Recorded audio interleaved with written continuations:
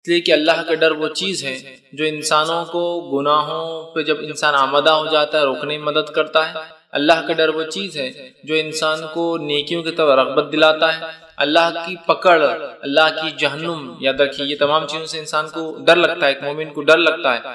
یہ ڈر، یہ خوف اگر صحیح جو ہے سمت میں ہو، صحیح ڈائریکشن میں ہو، تو یہ ایک مومن کو گناہوں سے روکتا ہے، ایک مومن کو نیکی کی طرف رغبت دلاتا ہے، ایک مومن کو سرکشی کے، گناہوں کے، برے کاموں سے، معصیت کے جن سے اللہ ناراض ہوتا ہے ان کاموں سے روک لیتا ہے۔ تو یہ آج کے اس دور میں جبکہ خشیت الہی جس کو ہم اللہ کا ڈر، اللہ کا خوف ہمارے دلوں سے کم ہوتا چلا جا رہا ہے، جس کا نتیجہ ہم دیکھ رہے ہیں کہ ہم گناہوں کو ڈٹ کر کرتے ہیں، معصیت اللہ جن چیزوں سے ناراض ہوتا ہے ان کو ڈٹ کر کرتے ہیں، دنیا جن چیزوں سے ناراض ہوتی ہے اس کو چھوڑنے کی کوشش کرتے ہیں۔ مطلب اللہ جس سے ناراض ہو اس کی اتنی فکر نہیں ہوتی کہ اس کے چھوڑنے سے کیا ہوگا۔ دنیا اگر ناراض ہوتی ہے، حکومت اگر ناراض ہوتی ہے، ڈپارٹمنٹ اگر ناراض ہوتے ہیں، ہے نا، تو پھر ہم اس کے لیے سب کچھ کرتے ہیں۔ جیسا کہ میں یہ چاہتا ہوں کہ انکم ٹیکس میرے اوپر ریٹ نہ ڈالے، تو لہٰذا میں انکم ٹیکس ڈپارٹمنٹ کو وقتاً فوقتاً تمام وہ چیزیں فراہم کرتا رہتا ہوں اور ٹیکس پے کرتا رہتا ہوں۔ لیکن وہ خوف جو انکم ٹیکس ڈپارٹمنٹ کے تعلق سے دل میں ایک نظر آ رہا ہے، اتنا خوف زکوٰۃ کے معاملے میں نظر نہیں آتا کہ اگر زکوٰۃ نہیں دوں گا تو جو ہے کائنات کا بنانے والا مالک میری پکڑ کرے گا۔ مطلب گویا انکم ٹیکس سے اس لیے ڈر لگتا ہے کہ ڈپارٹمنٹ پکڑ لیں گا، مال پر ہاتھ ڈالیں گا، ہے نا، عزت پر بات آ سکتی ہے، لوگ جب گرفتار ہو کے جائیں گے نہیں پے کرتا تھا، ہے نا۔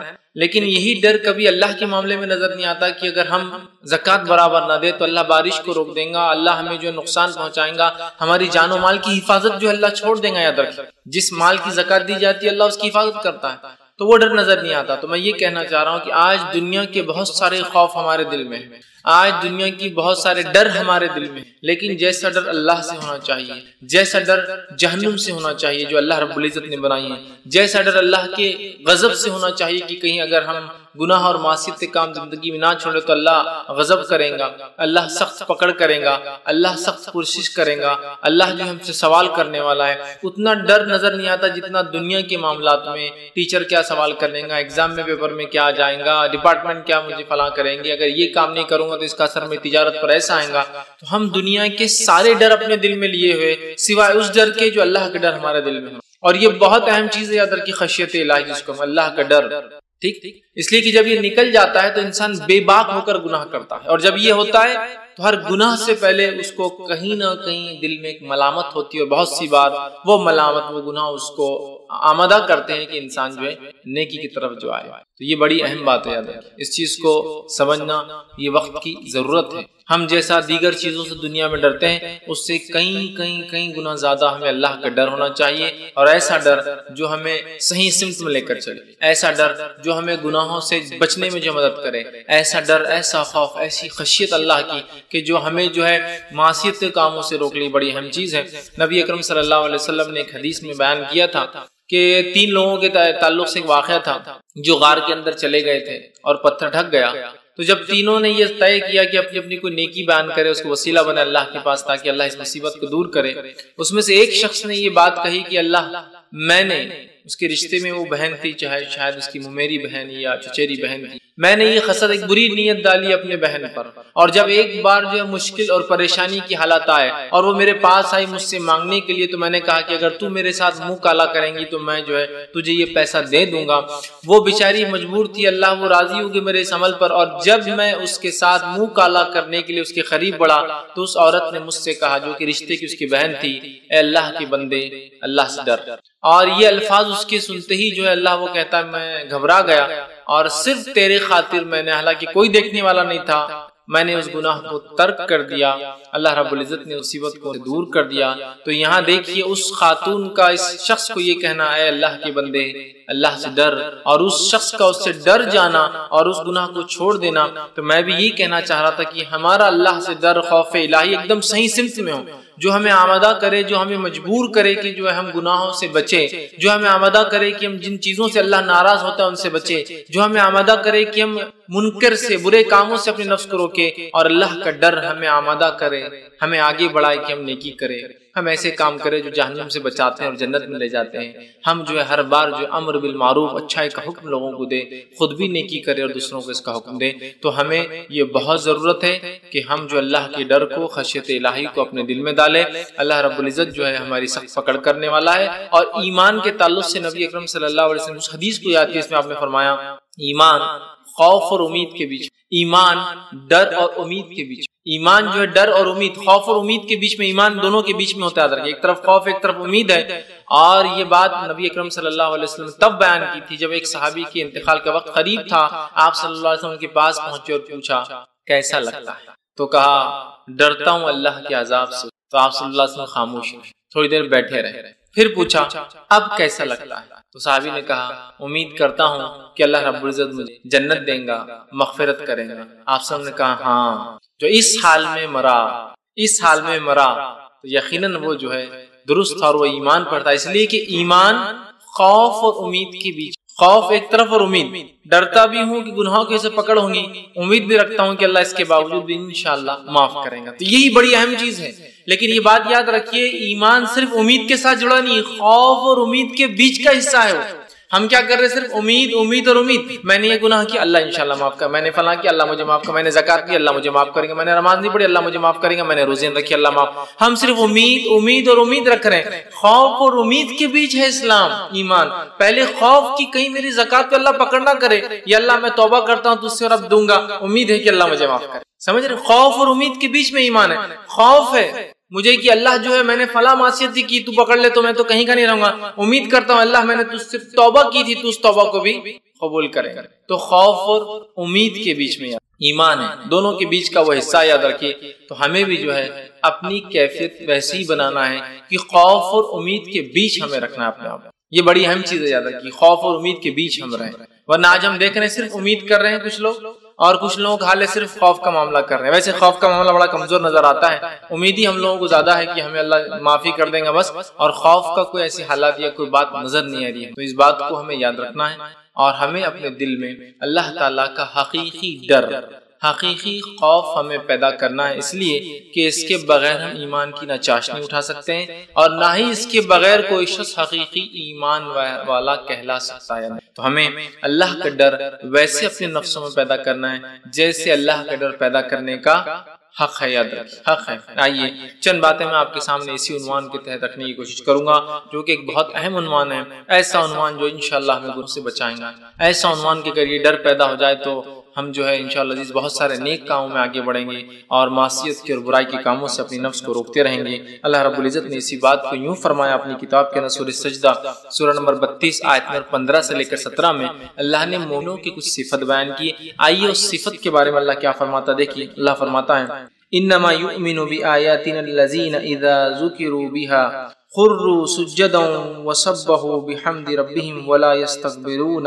اللہ رب العزت فرما رہا کہہ رہا ہے کہ اللہ فرماتا ہے ہماری آیاتوں پر وہی لوگ ایمان لاتے ہیں، وہی لوگ ایمان لاتے ہیں جنہیں جب کبھی نصیحت کی جاتی ہے، اللہ کی آیتیں سنائی جاتی ہے، تو وہ سجدے میں گر پڑتے ہیں. کیا کرتے ہیں وہ لوگ؟ سجدے میں گر پڑتے ہیں. اور آگے اور اپنے رب کی حمد اور اس کے بعد اس کی تسبیح اور بڑائی بیان کرتے. حقیقت میں اللہ سے ڈرنے والے، حقیقت میں نیک بندے، حقیقت میں مومن بندے وہ ہیں کہ جب اللہ کی آیتیں ان کو سنائی جاتی ہے، ان کو نصیحت کی جاتی ہے، تو ان کے دل کانپ اٹھتے ہیں اور وہ سجدے میں گر جاتے ہیں، اور وہ اللہ کی حمد بیان کرتے ہیں، وہ اللہ کی تسبیح بیان کرتے ہیں، اور وہ تکبر نہیں کرتے اپنے رب کے سامنے. مطلب اللہ کی آیتیں بتانے کے بعد نہ عمل کرنا تکبر کی علامت ہے. تو وہ تکبر نہیں کرتے اپنے رب کے سامنے. اور اللہ نے فرمایا وَهُمْ لَا يَسْتَكْبِرُونَ، اور وہ تکبر نہیں کرتے. تَتَجَافَ جُنُوبُهُمْ عَنِ الْمَضَاجِعِ، اور ان کے پہلو جو ہے وہ بستروں سے دور ہوتے ہیں. مطلب وہ راتوں کے وقت اللہ کی عبادت کرتے. ایک تو مومن کی صفت آیتیں سنائے تو دل نرم ہو جاتا ہے، بات کو سن لیتے ہیں، تکبر نہیں کرتے، اور جیسی اللہ کی آیتیں سنائی جاتی ہے تو سجدے میں گر پڑتے ہیں اور اس کی بڑائی بیان کرتے ہیں، اس کی حمد و ثنا بیان کرتے ہیں. یہ ان کی صفت. دوسرا آگے اللہ رب العزت کیا فرماتا ہے؟ اور ان کے پہلو بستروں سے الگ ہوتے ہیں، مطلب رات کی نماز قائم کرتے ہیں تو بستروں سے الگ رہتے ہیں. پھر فرمایا جو ہے مزہ یدعون ربهم خوفا وطمعا، اور اپنے رب کو آواز دیتے ہیں، دعائی دیتے ہیں، دعا کرتے ہیں، پکارتے ہیں. کیسے؟ خوف اور امید کے ساتھ. اپنے رب کو آواز دیتے ہیں خوف اور امید کے ساتھ، چونکہ ایمان اس کے بیچ میں ہے، تو اللہ فرماتا ہے اپنے رب کو خوف اور امید کے ساتھ جو پکارتے رہتے ہیں، اور پھر فرمایا تمام وَمِمَّا رَزَقْنَاهُمْ يُنْفِقُونَ، اور جو کچھ اللہ نے دیا اس میں سے وہ جو ہے خرچ کرتے ہیں۔ پھر اللہ نے فرمایا فَلَا تَعْلَمُ نَفْسٌ مَّا أُخْفِيَ لَهُم مِّن قُرَّةِ عَيْنٍ، اور وہ نہیں جانتے، ان کی نفس نہیں جانتی کہ ان کے رب نے ان کی آنکھوں کی کیسی ٹھنڈک تیار کر رکھی ہے۔ مطلب جنت کی بات ہو رہی کہ وہ لوگ جانتے نہیں، حالانکہ ان کی آنکھوں نے دیکھا نہیں ہے کہ ان کے رب نے کیا ٹھنڈک تیار کر رکھی، پھر بھی وہ اللہ کی آیتوں پر نرم ہوتے ہیں، سن لیتے ہیں، سجدے میں گرتے ہیں، تکبر نہیں کرتے، راتوں میں نمازیں قائم کرتے ہیں، اللہ نے رزق دیا خرچ کرتے ہیں، خوف اور امید سے اللہ کو پکارتے ہیں۔ اللہ نے فرمایا اور وہ اللہ کی جانتے نہیں کہ ان کے رب نے ان کے لیے کیا تیار کر رکھا آنکھوں کی ٹھنڈک کے لیے، مطلب چونکہ غائب کی بات جنت ہے۔ جزاء بما كانوا يعملون، یہ بدلہ ہوا ان لوگوں کا جو دنیا میں وہ کیا کرتے تھے۔ تو یہاں مومنوں کی جب صفت گنوائی تو ایک صفت گنوائی خوف، کہ وہ خوف کے ساتھ اپنے رب کو آواز دے پکارتے ہیں، خوف اور امید کے ساتھ اپنے رب کو پکارتے ہیں۔ ٹھیک، تو ہمیں بھی اس بات کو سمجھنا ہے کہ اللہ کا ڈر، خشیت الہی ایک بڑی اہم چیز ہے، اور اپنی نفسوں میں ہمیں پیدا کرنا ہے، اپنی اولاد کی تربیت اس پر کرنا ہے، اپنے آپ کو اس کے لیے تیار کرنا ہے، ورنہ اگر یہ پارٹ، یہ حصہ نکل گیا تو جس بے باکی سے آج دنیا کی محبت کا اظہار کرتے ہیں، دنیا کے پیچھے بھاگ رہے ہیں، وہ کبھی ختم ہونے والی یاد رکھیں۔ جب تک کہ انسان اللہ کا ڈر حقیقی معنوں میں اپنے دل میں نہ ڈال لے، جیسے کہ صحابہ، تابعین، تبع تابعین کی ہم زندگی دیکھیں، سلف صالحین کی، حقیقت میں وہ اپنے رب سے ڈرنے والے تھے اور خوف اور امید کے ساتھ اپنی زندگی جیتے تھے۔ آج افسوس کی بات ہے ہم صرف امید امید امید اور امید کے ساتھ جی رہے ہیں، جبکہ خوف اور امید دونوں کے بیچ میں ایمان ہے۔ خالی امید کے ساتھ ایمان جڑا نہیں ہے، خوف بھی ہو امید بھی ہو، اس دونوں کے بیچ میں ایمان ہے۔ تو ہم صرف جو خوف کی بات، ہم ایمان کی بات مطلب جس کو کہیں گے، ہم صرف بات کریں امید کی، خوف بھی ہونا چاہیے۔ نبی اکرم صلی اللہ علیہ وسلم نے حدیث میں جو ہے اس تعلق سے اللہ کی ڈر، خشیت الہی کے تعلق سے بیان کیا، اور یہ جو ہے روایت جامع ترمذی کی ہے۔ آپ صلی اللہ علیہ وسلم نے فرمایا اور کہا، اللہ سے ڈرنے والوں کے تعلق سے حدیث ہے، حدیث قدسی ہے۔ آپ نے فرمایا اور کہا، اخرج من النار من ذکرنی یوما او خافنی فی مقام۔ اللہ رب العزت فرماتا ہے، کہتا ہے اخرج من النار، کہ اللہ رب العزت روز قیامت یہ حکم دیں گا فرشتوں کو، اخرج من النار، نکال لاؤ ان لوگوں کو جہنم کی آنکھ سے۔ حدیث قدسی مطلب حدیث قدسی وہ حدیث ہوتی ہے جس میں اللہ کے رسول صلی اللہ علیہ وسلم سیدھا اللہ سے بیان کرتے ہیں، تمہارا رب بیان کرتا، اللہ نے بیان کیا۔ تو اللہ کیا بیان کر رہا ہے سنیا، کہ اللہ تعالیٰ روز قیامت حکم دیں گا کہ آگ میں سے نکال لاؤ فرشتوں، کن لوگوں کو، من النار ذکرنی یومن، جس نے مجھے یاد کیا ہو کبھی کسی دن، مطلب سچے دل سے۔ یاد تو ہم روز ہی کرتے ہیں اللہ کو، لیکن سچے دل سے نہیں۔ قرآن بھی پڑھے تو خیالات کہیں اور رہے، نماز بھی پڑھے تو خیالات کہیں اور رہے، تسبیحات بھی پڑھے تو سارے مسجد کا چکر لگا لے رہے کہ کون کیا کر رہا ہے، تو ہر چیز میں سچے دل سے جس نے مجھے ایک دن بھی یاد کیا ہو نکال لاؤ۔ اور آگے فرمایا یومن او اخافنی فی مقام، اور کبھی مجھ سے ایک بار ڈرا ہو اس کو بھی نکال کے لا لو۔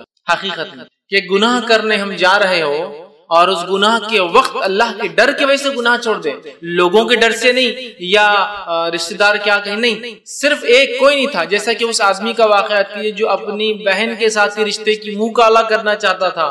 وہ عورت نیک تھی لیکن مجبور تھی، اس نے آخر میں کہا جب آدمی بڑھنے لگا، اللہ کے بندے اللہ سے ڈر، اور وہ آدمی پیچھے ہٹ۔ یہ اللہ کا، یہ بڑی اہم بات ہے، یہ بڑی اہم بات۔ تو اللہ کا ڈر، یا پھر یوسف علیہ السلام کو یاد کیجئے، جب جو ہے اس عورت نے یوسف علیہ السلام کے ساتھ منہ کالا کرنا چاہا، جسے مصر کی جو ہے بیوی نے، تو یوسف علیہ السلام کو کوئی دیکھنے والا نہیں، بس اللہ کا ڈر، خشیت کہ وہاں سے بھاگ کھڑے ہوئے اور اپنے آپ کو انہوں نے محفوظ کر لیا اس عورت سے، اللہ نے ان کو بچا لیا۔ تو یہ بڑی اہم چیز ہے، اللہ کا ڈر، خشیت الہی۔ کوئی نہیں دیکھ رہا مجھے پھر بھی میں ڈرتا ہوں۔ تو ایک بار جس نے سچے دل سے یاد کیا ہو یا مجھ سے ڈرا ہو، لا ان کو بھی نکال لو جہنم۔ مطلب وہ لوگ جن کی اعمال کی کمزوریوں سے، گناہوں کے باعث وہ جہنم میں چلے جائیں گے، ایک وقت جہنم کی سزا بھگت لیں گے، اس کے بعد ایک آواز دی جائیں گی کہ نکال لو ان لوگوں کو بھی جہنم سے، چونکہ اللہ کو تو بہانے چاہیے اپنے، پھر تو اللہ تعالیٰ اپنے بندوں کو سزا دینے کے لیے تھوڑی پیدا کیا ہے، وہ تو بہانے ڈھونڈتا ہے کہ کیسے کیسے ان کی مغفرت کر دو، ان کو معاف کر دو، تو آواز لگا جائیں گی نکال لو جن لوگوں نے مجھے کبھی یاد کیا ہو، اور نکال لو ایسے انسان کو جس نے جو ہے میرے سے کبھی ڈرا ہو، اس کو نکال۔ تو دیکھیے اللہ کا ڈر کتنی اہم چیز، اور یہ حدیث قدسی تھی۔ اسی طرح ابن حبان، صحیح ابن حبان کی ایک اور روایت ہے، اور یہ بھی حدیث قدسی ہے۔ اللہ کے ڈر کے تعلق سے اتنی ساری باتیں قرآن حدیث میں آتی ہے، اس کو جمع کرنا ہی ممکن نہیں۔ یہ بھی حدیث قدسی دیکھیے آپ کیا فرماتے ہیں، اور یہ صحیح ابن حبان کی روایت ہے، خشیت الہی کا اس میں دیکھیے کیسا معاملہ ہے، اور اللہ کے رسول صلی اللہ علیہ وسلم فرماتے ہیں، اللہ فرماتا ہے، کیا فرماتا ہے غور سے سنیے، اللہ فرماتا ہے وَعِزَّتِي، قسم ہے میری عزت کی۔ کون قسم کھا رہا ہے؟ اللہ تعالیٰ اپنی عزت کی قسم کھا رہا ہے، جو سب سے زیادہ باعزت ذات ہے، اور وہی ذات ہے جس سے تمام لوگوں کو عزت اور شرف دنیا میں ملتا ہے نا۔ ہم دنیا میں عزت کے الگ الگ پیمانے بناتے، کوئی مالداری، حسب، نسب، خاندان، عزت کے وہ پیمانے نہیں، پیمانہ یہ ہے کہ اللہ جس کو عزت دیتے بس وہی عزت والا ہے۔ وَعِزَّتِي، اللہ کہہ رہا ہے تو عزت کی قسم ہے میری، خود اللہ اپنی قسم کہ میری عزت کی قسم ہے، لا اجمع علی عبدی خوفین وامنین، میں کبھی بھی اپنے بندوں پر دو خوف اور دو امن کو ایک ساتھ جمع نہیں کروں گا۔ سبحان اللہ، کیا معنی دو خوف اور دو امن کو اللہ ایک ساتھ جمع نہیں کریں گا؟ آگے خود اللہ رب العزت اپنے نبی کو بتا رہا ہے حدیث قدسی میں کیا معنی ہے۔ اللہ فرماتا ہے اذا اخافانی فی الدنیا، جو دنیا میں مجھ سے ڈرا، تو اللہ فرماتا دنیا امنتہ یوم القیامہ، تو میں اس کو قیامت کے دن امن دے دوں گا۔ پھر آگے فرمایا وَإِذَا أَمِنَنِي فِي الدُّنْيَا، اور جس کو دنیا میں امن دے دیا، أَخَافَتْهُ فِي الْآخِرَةِ، تو اس کو میں خوف دوں گا آخرت میں۔ اس کا کیا معنی ہے؟ معنی یہ ہے جو انسان دنیا میں اللہ سے ڈرتا رہا اور برائی سے رکتا رہا تو آخرت میں امن میں رہیں گا، اور جو انسان دنیا میں اللہ سے بے باک ہو کر جو چاہے کرا، مطلب دنیا کی زندگی امن سے گزار لیا، تو آخرت میں اللہ کا خوف اس کو ملے۔ میں دو خوف اور دو امن کو کسی بندے پہ اللہ فرمانا جمع نہیں کروں گا، جو دنیا میں خوف سے جی آخرت میں امن ملے گا، جو دنیا میں امن سے جی آخرت میں خوف ملے گا۔ یہ امن سے مراد دنیا میں من چاہا کام کیا تو آخرت میں جو ہے ڈرے گا، وہ جہنم میں جائیں گا، اور دنیا میں مجھ سے ڈر ڈر کر عمل سے رکتا رہا برے کاموں سے تو جنت میں امن کے ساتھ رہا۔ تو اللہ رب العزت دو امن اور دو خوف کو اپنے بندے پر جمع نہیں کرتا۔ دنیا میں ڈر گیا، آخرت میں نکل گیا، کامیاب ہو گیا۔ دنیا میں نکل گیا کہ جو چاہے کیا، آخرت میں ڈر گیا، سمجھ رہے ہیں؟ اور آخرت کا ڈر جہنم، اور دنیا کا ڈر عمل کرنے کا دل تو چاہتا ہے لیکن اللہ نے چونکہ منع کیا نہیں کر سکتا، بس یہ۔ بہت سے لوگ بولتے ہیں اللہ نے یہ دل میں ڈالنا ہی نہیں تھا بات گناہ کی، کتنا مزہ آتا تھا۔ تو جب دل میں گناہ کی بات رہتی نہیں تو پھر نیکی اور بدی کا معاملہ ہی کہاں ہوتا، اور جنت جہنم کا فیصلہ ہی کیوں کرتا؟ اللہ فرشتوں کے ساتھ ہم کو پیدا کرتا، بولتا جاؤ تم بھی گھومتے رہو بس۔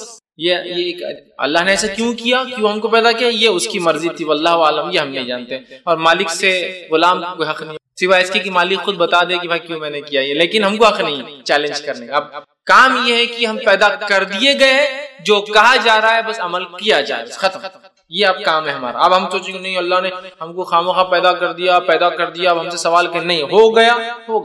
اب جو بتایا جا رہا ہے وہ کرنا ہے، کیوں کیا وہ بعد میں اللہ تعالیٰ کا فضل ہوگا ہم پہ رحم کی، بتا دے نہ بھی بتائے تو اس کی مرضی، سمجھ رہا بات؟ تو پیدا کر دیا، اب کام کرنا ہے ہم کو، اچھے نیکی کرنا ہے، یاد رکھیں۔ تو یہاں دیکھیے کہ اللہ تعالیٰ نے جس کو دنیا میں جس نے خوف کھایا، تو ہم دیکھیے خشیت الہی کی اہمیت، آخرت میں امن میں رہ گیا، اور دنیا میں جس نے موج مستی کر لی، منمانی کر لی، دنیا کی زندگی گزار لی اس کے مطابق اچھی، تو آخرت میں اس کو بہت ڈرنا پڑے گا اپنے رب سے۔ تو دو خوف اور دو امن کبھی جمع نہیں کرتا اللہ تعالیٰ ایک بندے پر۔ صحیح بخاری کی ایک روایت ہے، اور اس روایت کے اندر بھی دیکھیے ایک شخص کا خوف الہی، اللہ کا ڈر، اللہ سے جو وہ ڈرتا تھا، گاڈ فیئرنگ تھا وہ، اس ڈر نے اس کے ساتھ کیا کیا ذرا سنیے۔ صحیح بخاری کی روایت ہے، ابو ہریرہ رضی اللہ عنہ حدیث کے راوی فرماتے ہیں نبی اکرم صلی اللہ علیہ وسلم نے فرمایا، کہا کہ تم سے پہلے زمانے میں ایک شخص تھا، اس شخص کی جب موت کا وقت قریب آیا تو اس نے اپنے بیٹوں کو بلا کر کہا جب میں مر جاؤں تو مجھے جلا دینا، جلا کے میری راکھ کو پیسنا اور مختلف پہاڑوں پر مختلف زمین پہ جا کر اس کو ہوا کے ساتھ اڑا دینا۔ کیوں؟ تو آگے وہ کہتا ہے جلا دینا اور میری راکھ پیس کر ہوا میں اڑا دینا، اللہ کی قسم اس نے مجھ پر اگر گرفت کی تو مجھے سخت سزا دے گا، اور ایسی سزا کہ کسی کو اس نے نہیں دی ہوئی۔ بیٹوں سے کیوں کہا اس نے مجھے جلا کے اڑا دینا؟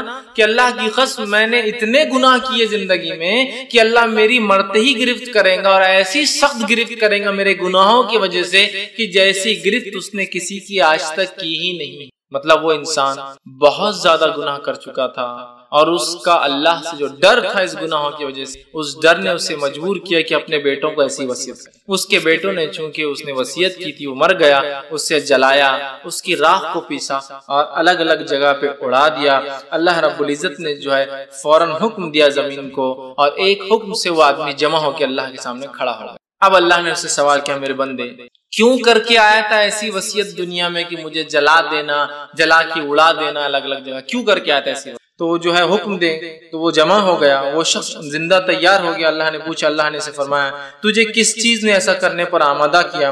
تو اس نے کہا اللہ تیری خوف، میرے گناہ اتنے زیادہ تھے دنیا میں کہ تیرا ڈر مجھے لگا کہ میرے رب کے سامنے کیا جواب دوں گا، رسوا ہو جاؤں گا نا اللہ کے سامنے، تو میں کیا جواب دوں گا، تیرے ڈر نے مجھے یہ مجبور کیا۔ اللہ رب العزت اس کے اس ڈر سے اتنا خوش ہوا کہ اسے بخش دیا اور مغفرت۔ خوف الہی، یہ گناہگار انسان کے گناہ بھی بخشے جا سکتے ہیں اگر حقیقی اللہ کا ڈر ہو۔ یہ نہیں کہ بس نماز ہوئی، نماز کے بعد کچھ تو بھی کرے توبہ توبہ توبہ، بہت سے لوگ کرتے ہیں چلو گناہ ہو گئے معاف، لیکن پھر نماز سے نکلے وہی نیت کے ساتھ کہ اگلے کو دھوکہ کیسا دو۔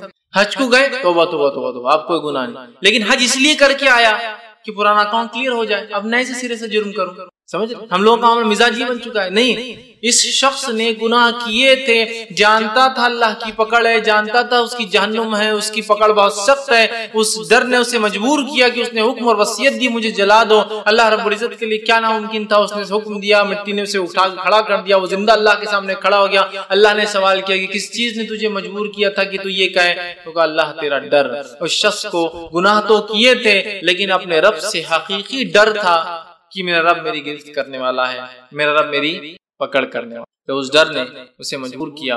اور رب العزت نے اس ڈر کو اتنا پسند، اللہ پسند کرتا ہے جو بندے اس سے ڈرتے ہیں، توبہ کرتے ہیں کہ اس نے معاف کر دیا۔ اللہ کا ڈر سے مراد یہ ہے کہ ہم گناہوں سے بچیں، نیکیوں کی طرف آمادہ ہو، اچھے کام کرے، برائی سے اپنی نفس کو روکے۔ یہ بات یاد رکھیے، نہیں تو اللہ کا ڈر بولے تو بس کچھ تو بھی آپ ڈر سمجھ رہے، توبہ کرے پھر معاملہ نہیں، حقیقی ڈر۔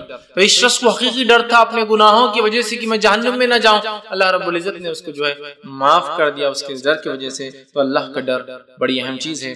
آئیے اسی طرح جو اللہ کے ڈر کی اس حدیث سے معلوم ہوتا ہے کہ اللہ کتنا معاف کرنے والا ہے، کہ اگر اس سے کوئی ڈرا تو وہ معاف کرتا ہے۔ اور اللہ تعالیٰ کے عرش کے سائے کے نیچے کون کھڑے ہوں گے؟ ان کھڑے ہونے والوں میں سے بھی ایک شخص وہی ہے جو اللہ سے ڈرتا تھا۔ حدیث صحیح بخاری کی، اور آپ صلی اللہ علیہ وسلم فرمایا کہ سبعۃ یظلھم اللہ فی ظلہ یوم لا ظل الا ظلہ، کہ 7 لوگ ایسے ہیں جو اس روز سائے میں ہوں گے جس روز کی اللہ کے سائے کے علاوہ کوئی سایہ نہیں ہوں گے۔ 7 لوگ، 7 پیپل، مطلب 7 وہ لوگ جو اللہ کے سائے کے نیچے ہوں گے اس روز جس روز اللہ کے سائے کے علاوہ کوئی سایہ نہیں ہوگا۔ پہلا کون ہے؟ انصاف کرنے والا بادشاہ۔ پہلا شخص جو اللہ کے سائے میں روز قیامت ہوگا وہ انصاف پسند حکمراں، بادشاہ، خلیفہ، لیڈر یا جج جو ذمہ دار ہو لوگوں کے اندر فیصلہ کرے، انصاف پسند پہلا انسان۔ دوسرا فرمایا کہ اس جوان کو جو شروع جوانی سے اللہ کی عبادت کرتا رہا ہو، ایسا نوجوان جس کی جوانی کی ابتدا سے جوانی کی انتہا تک وہ اللہ کی عبادت کرتا رہا، مطلب اس کا جوانی کا فیز سٹارٹ سے اینڈ تک وہ اللہ کی عبادت میں گزرا ہو۔ اور انسان جوان ہوتا ہے 10 سال سے، بالغ ہو جاتا ہے نا 10 سال کے اسلام، اس لیے عبادتیں فرض ہو جاتی ہیں۔ 10 سال سے شروع ہوتا ہے تو تب کم و بیش یہ عمر کا جو ہے 30، 33 یا 35 سال تک یہ چلتا ہے۔ سب سے حدیث میں الفاظ ہے نا، انسان جنت میں اس حالت میں جائے گا جو دنیا میں سب سے خوبصورت تھا، اور وہ اپنے عمر کے مرحلے میں 30 سے 33 کے بیچ کی عمر ہوگی، بس 30 سے 33 کی عمر اس کی ایسی عمر ہوتی ہے جس عمر میں سب سے زیادہ طاقتور ہوتا ہے، اور اس کے بعد پھر ڈھلان شروع ہو جاتی ہے، 33 بیماریاں یہ وہ ڈھلتے جاتا ہے۔ تو اسی لیے میں بھی کہہ رہا ہوں کہ 10 سے لے کر کم و بیش 30، 33، 35 یہ پیریڈ یہ جوانی کہلائے، جو کہ آپ دیکھیے 25 سال کا کم و بیش مرحلہ ہو رہا ہے۔ تو جس کی ابتدا جوانی کی کیسے ہوئی؟ جس کی جوانی کی ابتدا ہوئی عبادت میں، اور جس کی جوانی کی انتہا مطلب اس نے اپنی ساری جوانی کو اللہ کی عبادت میں گزارا، ایسا بھی انسان جنت میں ہوگا۔ یہ بڑی اہم چیز ہے۔ اور آج افسوس کی بات ہے ہم نوجوان اپنی زندگیوں کو کیا کرتے ہیں؟ گناہ اور معصیت میں گزارتے ہیں۔ دیکھیے آپ کالج لائف، اسکول لائف کے ایک مرحلے سے آدمی جب ہائر اسکول میں آتا ہے وہ جوان ہو جاتا ہے، 8th اسٹینڈرڈ، وہاں سے لے کر اپنے زندگی پورے کالج لائف، ہمارے نکاح اور ہماری عمر کے 30-35 سال تک ہم صرف معصیت اور گناہ کی کام کریں اللہ، اور اس کے بعد پھر توبہ توبہ توبہ توبہ توبہ جب عمر ڈھلنے لگی، بیماریاں لا کے لپٹ گئی، اور جس میں ساتھ دینا چھوڑ دیا، سماج نے ساتھ دینا چھوڑ دیا، مال کمانے کی طاقت نہیں رہی، تو پھر توبہ چالو ہو گئی اور اللہ سے بس گڑگڑا رہے ہیں، دعائیں کریں۔ تو جس نوجوان کی جوانی اللہ کی عبادت میں گزریں گی، دوسرا وہ شخص ہے۔ تیسرا وہ شخص ہے جو شخص جس کے دل مسجد میں لٹکا ہوتا تھا کہ ایک نماز پڑھتا ہے تو دوسری نماز تک اس کا دل لٹکا ہوا ہوتا ہے، بیچ میں کی کیا ہو رہا ہوگا کہ میں لیٹ نہ ہو جاؤں، کہ مجھ سے نماز نہ چھوٹ جائے، کہ تاخیر نہ ہو جائے، کہ جماعت نہ مجھ سے چھوٹ جائے، کہ رکعتیں نہ مجھ سے، اس کا دل مسجد میں اٹکا ہوا ہوتا ہے۔ تیسرا شخص وہ ہے۔ چوتھا شخص وہ ہے وہ آدمی جس نے اللہ کے لیے دوستی کی ہو اور زندگی بھر دوست رہا ہو اور اس کی جدائی تک اس دوست سے اس کی دوستی مطلب جمع بھی ہوا اللہ کے لیے اور جدا بھی ہوا اللہ کے لیے. مطلب دو لوگ جو ملتے اللہ کے لیے اور جدا ہوتے اللہ کے لیے. تو ایک معنی یہ کہ دنیا میں اگر ملے بھی تو اللہ کے لیے، اگر الگ بھی ہو رہے تو اللہ کے لیے. ایک معنی یہ کہ ملنے سے ختم ہونے تک اللہ کے لیے ساتھ رہے، مطلب شروعات بھی دوستی کی اللہ کے لیے بھی اور مر بھی گئے ٹوٹنے تک اللہ کے لیے ہی دوستی رہی. یہ ایک معنی ہے. رہے ساتھ بھی تو اللہ کے لیے، جدا ہو بھی تو اللہ کے لیے. آج ایسی دوستی ہم کہاں دیکھتے ہیں؟ ہم رہے ہیں ساتھ کسی کے معصیت اور گناہوں کے لیے، معصیت گناہ چھوڑ دیا تو ہم دوستی بھی چھوڑ دیتے ہیں. سب سے زیادہ دوست اچھے کون ہے؟ جو پیسہ خرچ کرتا ہے، حرام کاری کروا رہا ہے، فلاں، یہ بہت اچھا دوست. ارے یار وہ بند کر دیا تو اپن نے جانا چھوڑ دیا. تو یہ آدمی. اس کے بعد آپ فرماتے ہیں پانچواں وہ مرد جس کو ایک مرتبے والی خوبصورت عورت منہ کالا کرنے کے لیے بلائے اور وہ کہے میں اللہ سے ڈرتا ہوں. کیوں کہا مرتبے والی خوبصورت عورت؟ اس لیے ایک چیز تو اس کے مرتبے کی وجہ سے ڈر نہیں ہے کہ راز فاش ہوگا. اسٹرانگ لیڈی ہے نا، بہت اس کا مقام ہے، سمجھ. تو راز فاش ہونا ممکن نہیں ہوتا ہے. چھوٹے موٹے لوگوں کے راز جلدی فاش ہوتے، بڑے لوگوں کے راز فاش نہیں ہوتے. ایک تو مرتبہ ہونے کی وجہ سے وہ کیس دبا سکتی ہے، آسانی سے معاملات کو مٹا سکتی ہے، اس کا مرتبہ ہے نا.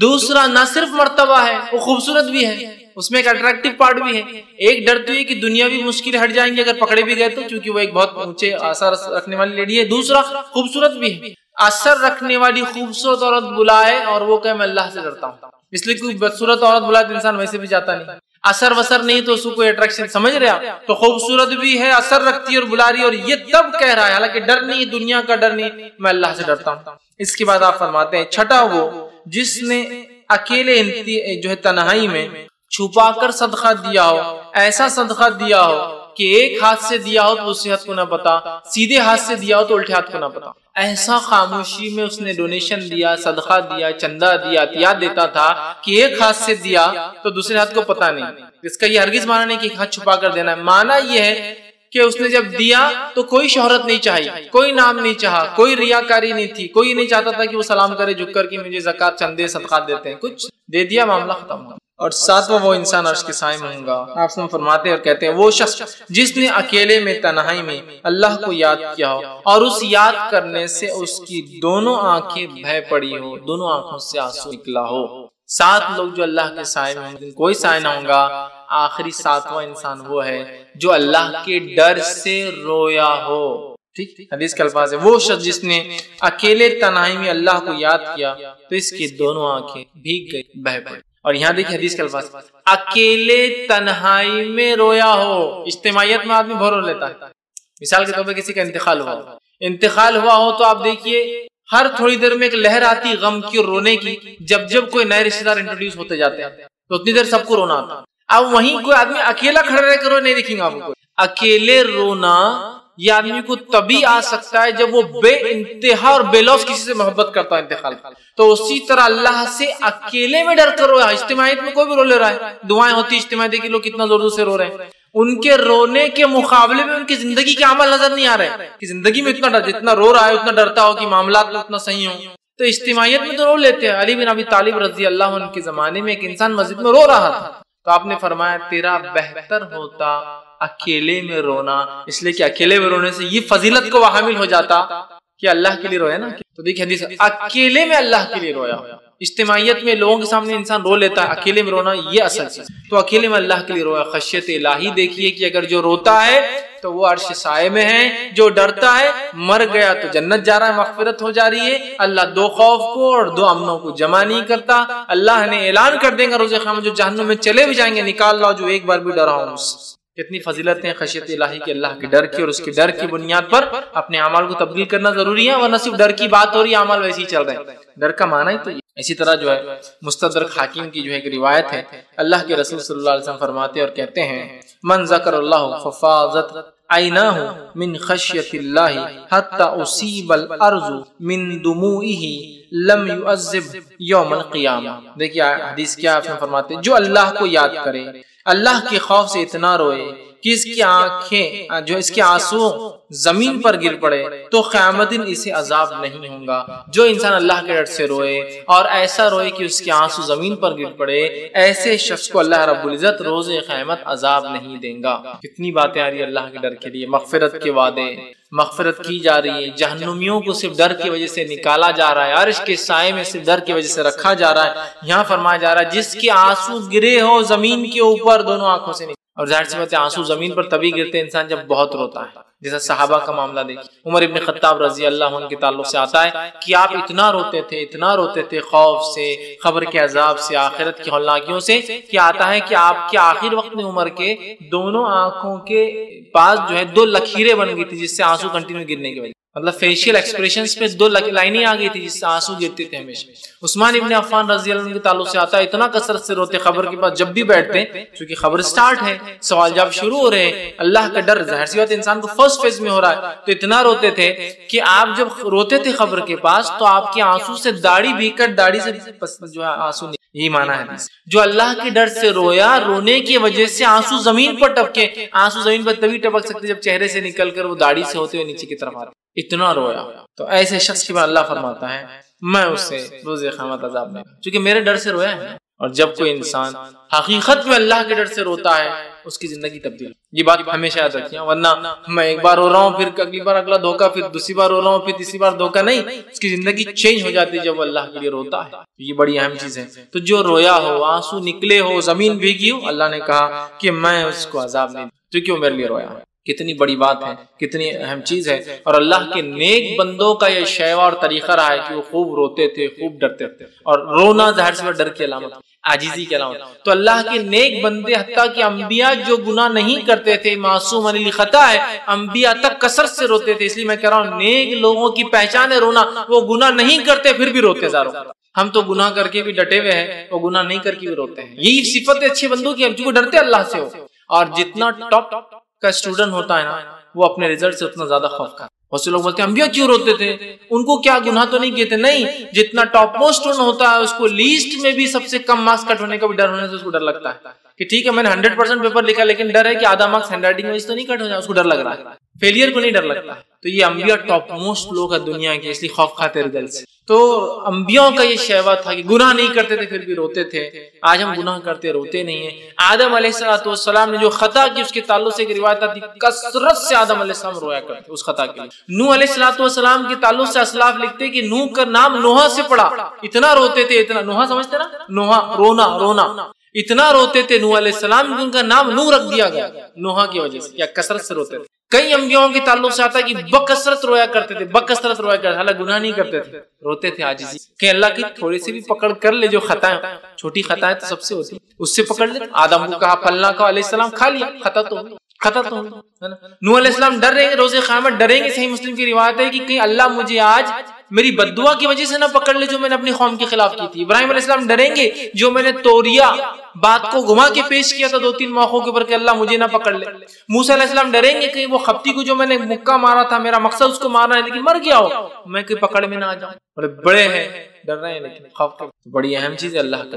آج وہ ڈر ہمارے دل سے جو نکل گیا ہے۔ مستدرک حاکم کی ہی روایت ہے، خود نبی اکرم صلی اللہ علیہ وسلم کے تعلق سے آتا ہے، اور عبداللہ ابن عباس رضی اللہ عنہ فرماتے اور کہتے ہیں جب اللہ رب العزت نے یہ آیت نازل کی، یا ایھا الذین آمنوا قوا انفسکم واہلکم نارا، سورہ تحریم سورہ نمبر 66 آیت نمبر 6، جب یہ آیت نازل ہوئی تو آپ صلی اللہ علیہ وسلم سے تلاوت فرمایا تو ایک نوجوان بے ہوش ہو گئے۔ ایک نوجوان مطلب ایک نوجوان صحابی بے ہوش ہو گئے، اور بے ہوش ہو کے بہت زور سے شیورنگ اس کو ہلنے لگے۔ بے ہوشی میں ہوتا ہے نا کبھی آدمی ہوتا، بہت تیزی سے ہلنے لگے۔ نبی اکرم صلی اللہ علیہ وسلم جو ہے اس شخص نوجوان کے نزدیک اور فرمایا کہو لا الہ، اس نوجوان نے کہا لا الہ الا اللہ، تو آپ نے اسے بشارت دی اور کہا کہ جو ہے تمہیں میں جنت کی بشارت دیتا ہوں۔ کیونکہ اس نے جب آیت سنی قوا انفسکم واہلیکم نارا، تو اس جہنم کے تذکرے نے اس کو بے ہوشی میں ڈال دیا کہ ہو سکتا ہے اسے گناہ ہو سکتا ہے وہ یہ سوچ رہا ہوں میرے گھر والوں کو میں کیسے، وہ بے ہوش ہو گیا۔ تو صحابہ نے کہ اللہ کے رسول، یہ بشارت جو آپ نے ابھی دی جنت کی، کیا اس کے لیے ہے ہمارے لیے بھی؟ اس کو کیوں دی؟ تو آپ نے کہا صرف نوجوان کے لیے۔ تو کہا ہم نے کیا کیا جو ہمیں بشارت نہیں ہے؟ تو اللہ کے رسول صلی اللہ علیہ وسلم نے فرمایا یہ اس کے لیے مخصوص ہے، اس لیے کہ ذالک لمن خاف مقامی وخاف وعید، قرآن کی آیت آپ نے پڑھ کے سنا رکھا، اس لیے کہ یہ اپنے رب کے سامنے کھڑے ہونے سے اور خشیت الہی سے گر پڑا، ڈر گیا نا، جیسی آیت پڑھ گی قوا انفسکم واہلیکم نارا، گر گیا ہو، ڈر گیا ہو۔ کیوں ڈر گیا؟ اس لیے کہ اللہ نے قرآن میں کہا جو اس دن میرے سامنے کھڑے رہنے سے ڈرا اور میری وعید میری وارننگ سے ڈرا جو دنیا میں دی نا اللہ نے، مت کرو ایسا کروں گا، مت کرو ایسا کروں گا، جو ڈر گیا وعیدوں سے اور میرے سامنے کھڑے رہنے سے تو وہ تو کامیاب ہوگا۔ اس وجہ سے میں نے اس نوجوان کو خوشخبری دی تو جنت۔ اللہ کے ڈر کا فائدہ دیکھیے کہ جنتی ہو گیا وہ نوجوان۔ بڑی اہم چیز ہے اللہ کا ڈر، وہ تبھی پیدا ہو سکتا ہے جب اللہ سے اشد محبت کرے، جیسا ہمارا رب ہم سے محبت کرتا ہے ہم بھی اشد اس سے محبت کریں۔ وہ محبت پر مجبور کرتی ہے کہ ہم اس سے ڈرے بھی، لیکن انسان جسے سب سے زیادہ محبت کرتا ہے نا اس سے ڈر بھی لگتا ہے۔ کیوں؟ محبت جانے کا ڈر بھی تو ایک ڈر ہے بہت بڑا، بڑی اہم چیز ہے، یاد رکھیں، بڑی اہم چیز۔ بہرحال تو یہاں مستند جو حاکم کی روایت میں ہم دیکھتے ہیں نبی اکرم صلی اللہ علیہ وسلم نے اس نوجوان کو جو خوشخبری سنا۔ ابو داؤد کی روایت ہے جو ہے نبی اکرم صلی اللہ علیہ وسلم کی خوف کا جو کیفیت خوف کی ہوتی تھی وہ یہ تھی کہ ایک صحابی فرماتے کہ آپ صلی اللہ علیہ وسلم، ابو داؤد کی روایت ہے کہ آپ جب نماز پڑھتے ہیں تو نماز میں آپ کو دیکھا گیا کہ آپ نماز میں جو ہے اتنا روتے، اتنی عاجزی کرتے اللہ کی کہ آپ کے سینے سے جو رونے کی آواز آتی ہے ایسا لگتا ہے کوئی چکی چل رہی ہے یا ہنڈیا کے اندر کوئی چیز ابل رہی ہے۔ ہنڈی میں کوئی ابلتی نا، بلبلے آ کے پھوٹتے ہیں، چیزیں الٹتی اندر کی سبزی وغیرہ، آواز ہوتی۔ تو آپ صلی اللہ علیہ وسلم سجدے میں ہوتے اور اتنا خشیت سے آپ روتے کہ آپ کی وہ آواز لگتا کوئی چکی پیسی جا رہی ہے۔ جب آدمی سسکی لے کے روتا ہے نا ہلو سے تاکہ کوئی سنے نہ، تو چکی پیسنے ایسی آواز، اور جب زیادہ روتا ہے اس کی کیفیت بڑھ جاتی ہے تو ہنڈی میں ابلنے کی، تو آپ کی رونے کی آواز ایسی ہے جیسے چکی پیسی جا رہی ہے، مطلب جب آپ باریک خاموشی میں وہ کرتے، جب بڑھ جاتا تھا ایسا لگتا تھا ہانڈیا میں اتنا نبی اکرم صلی اللہ علیہ وسلم خوف کر۔ جامع ترمذی کی روایت ہے نبی اکرم صلی اللہ علیہ وسلم نے فرمایا اور کہا دو خطرے اور دو نشان اللہ کو بڑے محبوب، 2 drops، 2 خطرے اور 2 نشان اللہ کو بڑے محبوب۔ کون سے 2 خطرے؟ پہلا وہ خطرہ جو انسان جو ہے خوف سے اللہ کی آنکھوں سے بہاتا ہے۔ پہلا کون سا خطرہ؟ آنسو کا خطرہ جو انسان خوف سے اللہ کی بہاتا ہے، اللہ کو محبوب۔ اور دوسرا وہ خطرہ جو میدان جہاد میں انسان زخم کھا کر خون کا گرتا ہے۔ 2 خطرے، 2 drops جس کو ایک آنکھ سے جو نکلتا ہے اللہ کو پسند ہے، محبوب خطرہ ہے۔ دوسرا جسم جب کٹتا ہے، چھٹتا ہے، گولی لگتی ہے، تیر لگتا ہے، کچھ بھی ہوتا ہے جنگ کے میدان میں، جہاد میں، اللہ کی راہ میں حق کے لیے کوشش کرنے میں، یہ 2 خطرے اللہ کو پسند ہے۔ اور 2 نشان، ایک نشان وہ جو اللہ کی راہ میں زخم کھایا ہو، جہاد کیا لیکن انتخاب مطلب شہید نہیں ہوا لیکن زخم تو کھایا ہے وہ، ایک وہ نشان جو زخم جو اللہ کی راہ میں کھایا ہو، حق کے لیے کھایا ہو، اور دوسرا وہ نشان جو اللہ کی عبادت کرنے کی وجہ سے اس کے سر پر یا ہاتھوں پہ آ جاتے، کبھی گٹھے آتے۔ انسان جب عبادت کرتا ہے، رف چادروں پر بیٹھتا ہے، عبادت کرتا ہے تو گٹھے آ جاتے، کبھی سر پر آتا ہے، پیر کے کونے پر آتا ہے، جو پیر آپ خیام کے اندر مطلب قاعدے میں نیچے رکھتے ہیں تو انسانی جس میں نشان بن جاتے، گٹھے بن جاتے۔ تو آپ نے فرمایا پہلا وہ نشان جو جہاد کے میدان میں زخم کا ہوتا ہے، دوسرا وہ نشان جو انسان عبادت کرنے کی وجہ سے گٹھے آ جاتے ہیں اس کو، چاہے وہ سر پر ہو چاہے وہ پیر پر ہو، جو بیٹھنے سے آتے ہیں۔ یہ 2 نشان اللہ کو بڑے پڑے۔ تو اس حدیث میں پہلا وہ خطرہ جو آنکھ سے گرا، تو یہاں بھی دیکھیے خوف الہی کی بہت پسند ہے اللہ کو، اتنا پسند ہے کہ مغفرت کر دیتا، اللہ معاف کر دیتا۔ ایک بار بھی کیا ہوں اور گناہ گار جہنم میں جائیں گا، لیکن یاد رکھیے توحید پرست ہونا تمام چیز، توحید نہیں ہے تو پھر یہ تمام یہ جو ایک خطرہ بھی بایا ہو، یہ سب کچھ کام نہیں آنے والا ہے، زندگی بھر بھی روتے رہو تو کام نہیں۔ توحید کے بعد ہمارے بہت سارے لوگ خوف الہی کا ایسا اظہار کرتے ہیں کہ دیکھ کر رشک ہوتا ہے، لیکن ان کی جب عقیدے کو دیکھتے ہیں تو وہ شرک کرتے ہیں۔ تو یہ شرک کرنے کی بنیاد پہ تھوڑی خوف الہی فائدہ دینا، توحید پرست ہونا شرط ہے۔ بہرحال دیکھیے یہ خطرہ اللہ کو، یہ خطرے بہت، جس میں یہ بھی آتا ہے سلف صالحین، صحابہ، تابعین، تابع تابعین اس قدر اللہ کا خوف رکھتے تھے کہ دنیا کی ساری چیزیں ان سے خوف رکھتی تھی، یہ فائدہ انہوں نے اٹھایا۔ ہمارے صحابہ سلف صالحین اتنا جو ہے اللہ کا ڈر رکھتے تھے کہ دنیا کی ساری چیزیں ان سے ڈرتی تھی، اور آج ہم جو ہے اللہ کا اتنا خوف ڈر نہیں رکھتے، اس کی وجہ سے دنیا کی ہر چیز سے ہم کو ڈر لگتا ہے، ہر چیز سے ڈر لگتا ہے نا۔ یہاں تک کہ آج تو یہ حالت ہے، اللہ رحم کرے کہ فون بھی آ تو اٹھانے کو ڈر لگتا ہے کبھی کبھار، پتہ نہیں فون آ رہا، اب یہ جو ملک سے آ رہا وہ ملک سے ہمارے تعلقات اچھے نہیں ہیں، پتہ نہیں میرے ساتھ کیا ہوتا۔ اپنے رشتہ داروں کو بھی کوئی آدمی فون لگاتا تو اپنے موبائل سے لگاتا، باہر جا کے STD سے لگاتا، نہیں اتنا تو ڈر ہے ہم کی دنیا بھر کی۔ تو صحابہ کا معاملہ، تابعین کا، خود نبی اکرم صلی اللہ علیہ وسلم کا معاملہ ہم دیکھتے ہیں کہ اتنے بے باک تھے، اتنا اللہ سے ڈرتے تھے کہ دنیا کی تمام چیزیں ان سے خوف کھاتی تھی۔ اور جب ہم نے دنیا اللہ کا ڈر چھوڑ دیا تو دنیا کے سارے ڈر ہمارے دل میں آ کے بیٹھ گئے، سارے ڈر بیٹھ گئے، بیٹھے نہیں بیٹھے سارے ڈر آج بیٹھ گئے، سارے ڈر بیٹھ گئے۔ کیا عزت تھی، کیا مقام تھا صحابہ کا۔ آپ دیکھیے ابو ایوب انصاری رضی اللہ عنہ، 80 سال کی عمر ہے، جہاد کا اعلان ہوتا ہے، قسطنطنیہ کانسٹینٹینوپل استنبول کے خلاف، جو کہ اس زمانے میں عیسائیت کا جو ہے گڑھ تھا، وہ مرکز تھا قسطنطنیہ کانسٹینٹینوپل، اعلان ہوتا ہے اور ابو ایوب انصاری کہتے ہیں میں بھی چلوں گا۔ لوگ کہتے ہیں تم 80 سال کے ہو چکے ہو، بوڑھے ہو چکے ہو اور بیمار تھے سخت، کہا نہیں پھر بھی میں چلوں گا، تو اللہ کی راہ میں جہاد کی فضیلتیں ہی تھی۔ لیکن یہ تمام چیزیں توحید کے بعد، اس کے بعد اعمال، نماز، روزہ، زکوٰۃ، تمام چیزوں کی باتیں، بندوں کے حق ادا بھی کرنا اس میں شامل ہے۔ ورنہ گھر ہے ماں بیمار پڑی اور آپ بول رہے چلو، اللہ نہیں ہوتا۔ آپ کے پاس ایک شخص آیا کہ اللہ کے رسول مجھے اجازت دیجیے، مجھے جانا ہے آپ کے ساتھ جہاد میں۔ کہا تیری ماں ہے تو کہا جا خدمت کر، پہلے بعد میں دیکھ۔ تو بہرحال ان کا جذبہ دیکھی، کہا مجھے چلنا ہے، کہا چلیے۔ جب چلے تو محاصرہ کیا گیا، قلعے کو گھیر لیا گیا، جنگ کوئی کامیاب نہیں ہوئی، دشمن نے اپنے آپ کو بند کر لیا۔ قسطنطنیہ دنیا کا سب سے محفوظ قلعہ تھا۔ پڑاؤ ڈالا گیا، 3 مہینے کی قریب پڑاؤ ڈالا گیا۔ ابو انصاری نے وصیت کی، بیماری بڑھتی گئی، وصیت کی کہ مر جاؤں تو یہیں دفنا دینا، لے کے نہیں جانا، تاکہ روز قیامت یہاں سے اٹھوں اور گواہ رہوں کہ اللہ تیری راہ میں نکلا تھا۔ ٹھیک ہے، وصیت مانی گئی، آپ وہیں انتقال کر گئے۔ آپ کا انتقال اور جس خیمے میں تھے اسی خیمے کے اندر آپ کی قبر بنا دی گئی، جو کہ قلعے کی دیوار سے بڑی قریب تھی، دشمن کے تیر نہ آئے اس سے دور کا فاصلہ ہوگا، قریب لیکن بہت قریب۔ آج بھی آپ دیکھیے وہ قلعے کی دیوار سے بہت قریب ہے ان کی قبر، آج بھی آپ دیکھ سکتے ہیں نیٹ کے۔ تو بہرحال دفنا دیا گیا۔ جب دفنا دیا گیا تو دفنانے کے بعد جو ہے مسلمان تو چلے گئے۔ اب وہاں کے گورنر نے، مسلمان گورنر کو خط لکھ کر کہا کہ اب تمہارے رسول کے ساتھی کی خبر کو ہم کھودیں گے، کھود کے اس کی ہڈیوں کے ساتھ کھلواڑ کریں گے تاکہ تم ذلیل ہو۔ سمجھ رہے آپ؟ مطلب اس نے ایک جسارت کی بات کی، کیا نہیں تھا لیکن دیکھیے لکھا تھا صرف کہ اب ہم ابو ایوب انصاری رضی اللہ خبر کھو دیں گے، ہڈیوں کو نکال کے بے حرمتی کریں گے تاکہ تم کو تکلیف پہنچے۔ اور انسان کو یقیناً تکلیف پہنچتی کو یہ خبر دے کہ اس کے کسی رشتہ دار کو دفنائے بعد نکالا گیا کھود کر، اور صحابی رسول کے ساتھ یہ سلوک ہو تو ظاہر سی بات ہے پورے امت کے لیے تکلیف کی بات ہے۔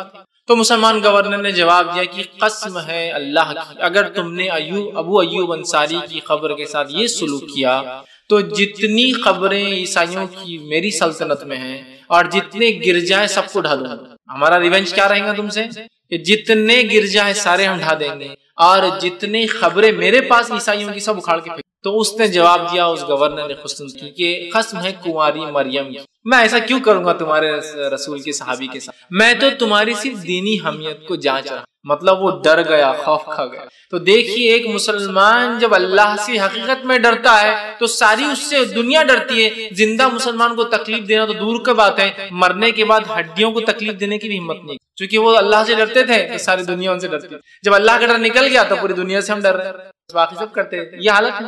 تو جب اللہ سے ڈرتے تھے تو ساری دنیا خوف کھاتی تھی، جب اللہ کا ڈر نکل گیا تو ساری دنیا کا ڈر ہمارے دل میں آ کے بیٹھا ہوا، یہ کریں گے تو ہماری مالیت چلی جائیں گی، وہ کریں گے تو ہماری سیاست چلے جائیں گے، ایسا کریں گے تو اکنامکلی ڈاؤن ہو جائیں گے، اس کے خلاف آنکھ اٹھائیں گے تو یہ ہو جائیں گا، توحید کی بات کریں گے تو ہمیں اس کا ممبرشپ سے نکال دیا جائے گا، ہم فلاں کریں گے تو کون ہم سے فلاں کریں گے۔ حالت یہ خشیت الہی خط، تو پھر دنیا کی خشیتیں، دنیا کا ڈر۔ علی بن ابی طالب رضی اللہ عنہ کے تعلق سے آتا ہے اتنا روتے تھے، اتنا روتے تھے، اللہ کے ڈر سے اتنا روتے تھے، اور روایت میں آتا ہے کہ اپنی داڑھی کو پکڑتے تھے رات کے وقت۔ یقیناً صحابہ تہجد گزار سبھی ہوا کرتے تھے، سلف صالحین کا بھی معمول تھا، اپنی داڑھی کو پکڑ کے اس قدر روتے تھے اور ایسا لوٹتے تھے، روایت میں آتا ہے، اور کہتے تھے دنیا میں نے تجھے چھوڑ دیا، میں نے تجھے طلاق دی۔ طلاق میں کیا ہوتا ہے؟ کمپلیٹ سپریشن، آدمی اپنی بیوی سے مکمل دور ہوتا ہے، حالانکہ وہ اس پہ حلال ہوتی ہے اس سے پہلے۔ تو کہتے تھے میں نے تجھے طلاق دی، تو جا کر کسی اور کو اپنے جھانسے میں ڈال، مجھے جھانسے میں مت ڈالو۔ اتنا اللہ سے ڈرتے تھے، اور دنیا کہیں حاوی نہ ہو جائے، دنیا کہیں سوار نہ ہو جائے، دنیا کے چکر میں آ کے اعمال نہ چھوڑ دوں، دنیا کے پیچھے پڑھ کر میں دنیا کو ترجیح نہ دے دوں۔ اتنا خوف کھاتے کہ دنیا سے کہتے کہ میں نے تجھے طلاق دی، چھوڑ دی، جا کسی اور کا پلہ پکڑ، کسی اور کو رو کر میرے دامن کو چھوڑ۔ یہ صحابہ کا معاملہ تھا، انبیاءوں کا یہ معاملہ تھا۔ تو جب وہ اللہ سے ڈرتے تھے ساری دنیا ان سے ڈرتی۔ عمر ابن خطاب رضی اللہ عنہ کیا شخصیت ہے، کیا کارنامے ہیں، 10 سال کی آپ کی خلافت ہے، کبھی آپ پڑھے ان کا کردار، ان کی سیرت، ان کے کارنامے، ان کی حکومت، ان کی سلطنت، ان کا جو ہے حکومت کرنے کا طور طریقہ دنیا کے لیے مثال ہے، مثال عمر رضی اللہ عنہ۔ تو عمر ابن خطاب جس کی مالی حالت یہ ہے کہ جب گورنر بنے، بہت مالدار انسان تھے، لیکن خلیفہ بننے کے بعد سب کچھ لگا دیا اللہ کیا۔ جب خلیفہ بنے تو حالت یہ ہو گئی کہ مسجد نبوی میں سو رہے ایک مرتبہ اور کپڑے پر پیون لگے، اور ایک روایت میں آتا کہ چمڑے کے 10 سے 11 پیون تھے عمر کے کپڑے کے اوپر، جو کہ مسلمان سلطنت کا خلیفہ، یہ حالت۔ مسجد نبوی میں سو رہے ہیں، ایک مرتبہ ایک خاص جو ہے قاصد آتا ہے، ڈپلومیٹ آتا ہے جو فارس سے نکل کر آتا ہے، آ کر پوچھتا ہے مدینے کے اندر کہاں ہے عمر ابن خطاب کا قلعہ محل تمہارا؟ کیونکہ ان کے پاس ان کے شاہان، ان کے جو خسرو ہوتے تھے، جو ان کے بڑے بڑے بادشاہ ہوتے تھے، حالت یہ تھی کہ محل سوفسٹیکیٹڈ بڑے بڑے محل اور حفاظت کے لیے ہزاروں لاکھوں کے دستے جو صرف بادشاہ کی حفاظت کر رہے ہیں، بادشاہ سلامت کا تخت یہ حال ہے، سونے اور چاندی کا یہ حال ہے۔ اور خسرو جو بادشاہ ہوا کرتے تھے، جو فارس کے پرشین جو کنگز تھے، وہ 50 جو ہے کلو کا تو صرف تاج جس کے اندر قیمتی نگ اور وہ ہوتے تھے وہ سر پر پہنتے تھے، اور چونکہ پہن نہیں سکتے تھے 50 کلو کا کیسے آدمی سر پر اٹھائیں گا، تو تاج ان کا اوپر چھت سے لٹکا ہوتا تھا، سر اندر ڈال کے بیٹھ جاتے تھے۔ تاج لٹکا ہوا ہوتا تھا تخت کے اوپر، یا اندر جانے کے بعد تاج سر میں لے لیتے تھے، وہ اوپر لٹکا ہوا۔ اتنی مال و دولت کی 50 کلو سے سر پہ پہنا ہوتا کہ بتائیں۔ اور یہی عمر ابن خطاب کا جو قلعہ ڈھونڈنے آتا ہے مسلمانوں کی حکومت، عمر تقریباً 30 سے 35 ملکوں کا جو ہے خلیفہ، آج کے جو 30 سے 35 ملک ہوتے جس میں عمر ابن خطاب کی خلافت تھی۔ اندازہ لگائیے 30 کنٹریز کا پرائم منسٹر کیسا ہوتا ہے، 30 کنٹریز کو کنٹرول کر رہا ہے، 30 ملک، عمر 30 ملکوں کا بادشاہ۔ اب وہ ڈھونڈنے آ رہا ہے کہ ہمارے بادشاہ تو ایسے رہتے، عمر کہاں رہتا ہوں، لیکن مدینے میں تو کوئی بلڈنگ ہی نہیں دکھتی اس کی۔ پوچھا بھائی عمر کا قلعہ کہاں ہے، کہاں رہتے؟ تو بولے عمر قلعے ویلے میں نہیں رہتے، بازار میں جاؤ اور پوچھو عمر کہیں مل جائیں گے۔ عمر خلیفہ، لیڈر، بادشاہ، بازار میں تعجب۔ وہ بازار میں آ کہا عمر کہاں ہے، تو کہا عمر مسجد نبوی میں ہوں گے، ابھی گئے ہیں دیکھ بھال کر کے بازار مسجد نبوی میں گئے تو کوئی نہیں، مسجد سادی سیدھی بنی ہوئی ہے، اوپر جو ہے پتے ڈالے ہوئے سوکھے ہوئے کھجور کے، دیواریں ہمارے کچی پکی بنی ہے، بس ایک آدمی جو نیچے ریت پر سو رہا ہے، اس میں میٹس بھی نہیں تھی اس زمانے میں، اس کے اوپر پیون لگے ہیں اور کروٹ سو رہا ہے۔ جا کر اٹھایا اور کہا عمر کہاں ہے بھائی؟ ڈھونڈتے ڈھونڈتے قلعہ بھی نہیں ملا، لوگ بولے بازار میں نہیں، اب تم بتا دو عمر کہاں ہے۔ تو کہا بولو کیا بات، میں عمر ابن خطاب۔ تو وہ تعجب میں پڑ گیا، اپنے ملک واپس گیا، اور ملک جا کے چونکہ ایمبیسیڈر جو ڈپلومیٹس ہوتے ہیں یہ بہت ہائی رینکنگ آفیسرز ہوتے ہیں، بہت دنیا کی سمجھ بوجھ رکھتے ہیں، وہاں جانے کے بعد ایک رپورٹ لکھی اس نے اپنے بادشاہ کو اور کہا ہے بادشاہ سلامت، ان لوگوں سے ہم کبھی نہیں جیت سکیں گے، یہ بات آپ میری نوٹ کر کے رکھیں، اس لیے کہ عمر یا مسلمان خلیفہ اپنے لوگوں کا اتنا چہیتا ہے کہ وہ تو لوگوں میں گھومتا پھرتا اٹھتا اور بیٹھتا اور سوتا ہے لوگوں میں، آپ کی حفاظت کو لاکھوں لوگ لگتے ہیں ہم کو صرف، کہ تو آپ پبلک چوائس سے نہیں آئے ہوئے، آپ پبلک ڈیمانڈ کے بادشاہ نہیں نا، آپ زبردستی آئے ہوئے۔ عمر تو پبلک چوائس ہے، پبلک میں گھومتا ہے، جو آدمی پبلک کی چوائس سے چن کر آتا ہے پبلک میں رہتا ہے، اور جو آدمی پبلک پر سوار ہو کے آتا ہے نا اس کو ڈر ہوتا ہے اسی کرسی کے نیچے کون کیا لا کے رکھ دے گا، تو اس کی حفاظت بھی لگتی ہے۔ تو عمر پبلک چوائس، تو وہ تو اتنا چہیتا ہے، اس کی قوم تو اتنا پسند کرتی ہے، لوگوں میں گھومتا اور پھرتا ہے عمر، تم کو تو حفاظت کو لاکھوں لوگ اور خلے لگتے ہیں۔ جس قوم کا لیڈر ہی اتنا چہیتا ہو، جس کو سیکورٹی خود کو ہی لگتی ہو، تو ظاہر سی بات اب کیا، تو اتنا چہیتا عمر کی گھوم رہا ہے پبلک کے اندر، تو ہم نے جس تو عمر کا نام جب اگر لے لیا جاتا فارس کے بادشاہوں کے پاس تو یہ خسرو کوڑے لگواتا جب کہ عمر کا نام لیتا، اس لیے کہ عمر کا نام لیتے اس کو جو ہے کاپنی لگ جاتی، ان کو جو تھتراہٹ چھوٹ جاتی حکومت جانے کی، کیونکہ وہ جانتے تھے یہ لوگ ایسی حکومت کرتے ہیں جو لوگوں کو پسند ہے، اور جب لوگ پسند کرتے ہیں کسی حکومت کو تو اپنے اوپر لاگو کر لیتے ہیں، تو اس کو ڈر تھا میرے لوگ بھی چل جائیں گے تھوڑی دیر بعد عمر کے پاس، ہم تو یہ تو ظلم کے بنیاد پر اور زبردستی کی بنیاد پر حکومت کرتے تھے۔ تو جو لوگ اللہ سے ڈرتے تھے دنیا ان سے ڈرتی، جب ہم نے اللہ کا ڈر چھوڑ دیا تو ہر چیز کا ڈر ہمارے دلوں میں بیٹھ گیا۔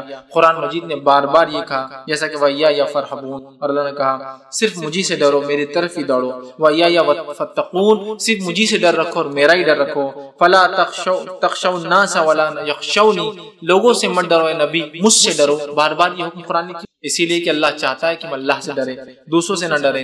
قرآن نے ایک جگہ یہ بھی حکم دیا جو ہر بار ہم سورہ آل عمران سورہ نمبر 3 کی آیت 102 ہے، اللہ کے رسول صلی اللہ علیہ وسلم نکاح کے وقت بھی اس آیت کو پڑھتے تھے، خطبہ مسنونہ میں پڑھتے تھے، یا ایھا الذین آمنوا اتقوا اللہ حق تقاتہ ولا تموتن الا وانتم مسلمون، اے وہ لوگو جو ایمان لائے ہو اللہ سے ڈرو جیسا کہ ڈرنے کا حق ہے، ولا تموتن الا وانتم مسلمون، اور یاد رکھنا مت مرو، موت نہ آئے تمہیں اس حالت میں کہ تم ایمان والے۔ اور رسول اللہ صلی اللہ علیہ وسلم نے اس آیت کا انتخاب نکاح کی تقریب میں، نکاح ایک خوشی کی تقریب ہے، ایک زندگی کی شروعات کی تقریب، اور آیت موت کی لائی جا رہی ہے۔ اللہ سے ایسا ڈرو جیسا کہ حق ہے، اور یاد رکھنا نہ آئے تمہیں موت مگر اس حالت میں کہ تم اللہ سے ڈرتے۔ تو یہ آیت بھی ہمیں بتاتی ہے اللہ کا ڈر کتنی اہم چیز ہے نا۔ اسی طرح اللہ رب العزت سورہ اعراف سورہ نمبر 7 آیت نمبر 205 فرماتا ہے اور کہتا ہے وَاذْكُرْ رَبَّكَ فِي نَفْسِكَ تَضَرُّعًا وَخُفْيًا، اور اللہ فرماتا ہے تم اپنے رب کو گڑ گڑا کر اور ڈر ڈر کر جو یاد کیا، گڑ گڑا کر اور ڈر کر اللہ کو یاد، گڑ گڑانا ظاہر سی بات ہے جو آدمی ڈرتا ہے وہی گڑ گڑاتا ہے نا کسی، تو تم اللہ کو خوب ڈر کے ساتھ اور خوب گر گڑا کر اس کے سامنے جھک کر عاجزی اختیار کر ڈر ڈر کر اس سے جو ہے دعائیں کیا کرو، اسے پکارا کرو، ڈر کے ساتھ اللہ کو پکارو، عاجزی کے ساتھ اللہ کو پکارو۔ یہاں بھی دیکھیے حکم دیا گیا، اور اللہ کے نیک بندوں کی صفت ہی بیان کی گئی، صرف مسلمانوں کی نہیں، ہر نیک بندہ، اور جس میں یہ صفت ہوتی ہے وہ ایمان بھی لے کر آتا ہے۔ اللہ رب العزت نے اہل کتاب کی ایک صفت قرآن نے بیان کی۔ کیا ہے اہل کتاب کی صفت؟ اللہ رب العزت فرماتا ہے سورہ آل عمران سورہ نمبر 3 آیت نمبر 199 میں اہل کتاب کی ایک صفت بیان کی، اور جو بھی انسان کے اندر یہ صفت ہوتی ہے وہ ایمان لے کر آتا ہے۔ کیا صفت ہے؟ دیکھیے اللہ فرماتا ہے، آیت کے الفاظ اس طرح سے، وَإِنَّ مِنْ أَهْلِ الْكِتَابِ لَمَن يُؤْمِنُ بِاللَّهِ وَمَا أُنزِلَ إِلَيْكُمْ وَمَا أُنزِلَ إِلَيْهِمْ خَاشِعِينَ لِلَّهِ لَا يَشْتَرُونَ بِآيَاتِ اللَّهِ ثَمَنًا قَلِيلًا۔ دیکھیں آیت کا ترجمہ یہ ہے، وَإِن مِّنْ أَهْلِ الْكِتَابِ، اور اہل کتاب میں کچھ لوگ ایسے ہیں جو اللہ پر ایمان لاتے ہیں، اس چیز پر ایمان لاتے جو تم پر نازل ہوئی، اس چیز پر ایمان لاتے جو تم سے پہلے نازل ہوئی، خاشعین للہ، اور اللہ سے اس قدر ڈرتے ہیں، لا یشترون بآیات اللہ ثمنا قلیلا، اور اللہ کی آیتوں کو تھوڑی تھوڑی قیمتوں پر نہیں بیچتے ہیں۔ تو دیکھیں صفت کیا ہے، جب نبی آ کر آیت پڑھتا ہے تو ایمان لا لیتے ہیں، ایمان لاتے ہیں جو نبی پہ نازل ہوا، ایمان لاتے ہیں جو ان کے اوپر مطلب انجیل اور جو حقیقت میں جو اصل کتابیں نازل اس پر ایمان لاتے ہیں، اللہ سے خوب ڈرنے والے ہیں۔ کس کی صفت ہے؟ اہل کتاب کے، جس میں یہ صفت ہوگی نا ڈرنے کی، وہ خود بخود ایمان لاتے۔ تو کہا خاشعین للہ، اللہ سے ڈرتے ہیں، لا یشترون بآیات اللہ ثمنا قلیلا، اور تھوڑی تھوڑی قیمتوں پہ اللہ کی آیتوں کو نہیں بیچتے۔ اولئک لہم جزاء عند ربہم، انہی لوگوں کے لیے ان کے رب کی طرف سے خوب بدلہ ہے، ان اللہ سریع الحساب، اور اللہ تعالیٰ جو ہے جلد حساب لینے والا ہے۔ تو اہل کتاب کی صفت بیان کی کہ اللہ سے خاشعین، ڈرنے والے ہیں۔ تو جو اللہ سے ڈرتا ہے، اس لیے میں نے کہا وہ ایمان لے آتا ہے۔ اسی طرح انبیاءوں کی ایک صفت جو اللہ رب العزت نے بیان کی وہ کیا ہے؟ سورہ انبیاء سورہ نمبر 21 اور آیت نمبر 90 میں اللہ نے انبیاءوں کی صفت بیان کی۔ کیا کہا؟ انہم کانوا یسارعون فی الخیرات ویدعوننا رغبا ورہبانا وکانوا لنا خاشعین۔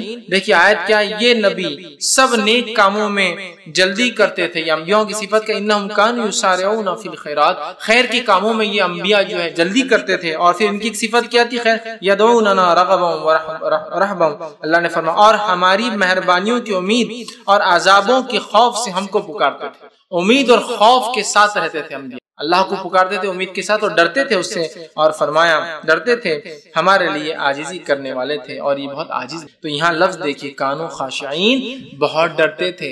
ایک تو رغبت رکھتے تھے، امید رکھتے تھے اللہ معاف کرے گا، دوسرا ڈرتے بھی تھے اللہ سے کہ پکڑ نہ لے۔